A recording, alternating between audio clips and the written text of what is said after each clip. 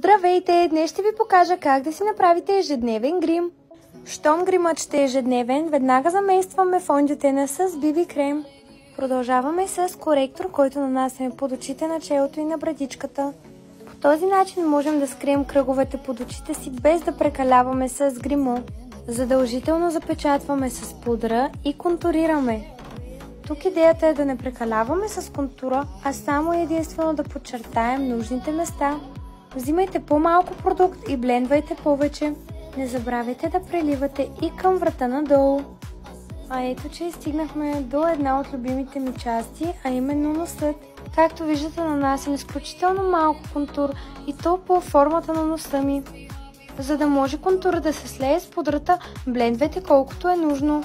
Ако искате очите ви да изпъкнат дори без сенки, просто сложете малко от контура в скъпката и нагоре и блендвайте.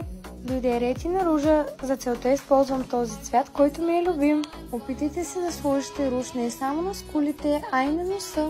Относно веждите, може да ги срещате нагоре с гел, за да стоят, но на мен не ми харесват по този начин и затова си ги правя стандартни. Както вече знаете, нарисувайте си веждите назад и нагоре или просто равни.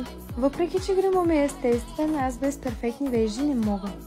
Ето защо сега ще ги оправя с контур. Както виждате, не променям формата, а само ги подчертавам. От горната страна на веждата реших малко да оправя ръбчето, защото не ми хареса. А сега дойде ред и на другата вежда. След като нанесем контура, естествено трябва и да запечатаме, а и накъде без хайлайтър.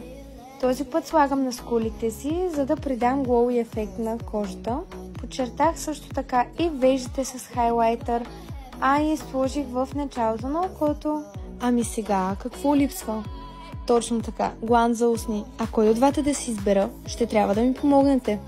Първо ще пробвам с гланца Max Plump Extreme на Panacea Cosmetic.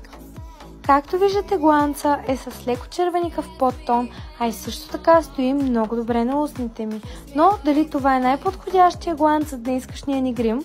Нека опитаме и Max Plump Angel Kiss. Както виждате, втория гланц стои супер естествено и просто прекрасно на устните. А вие какво мислите? Кой гланц се връзва по-добре с днескашния ни грим? Пишете ми в коментарите! Чао и до скоро!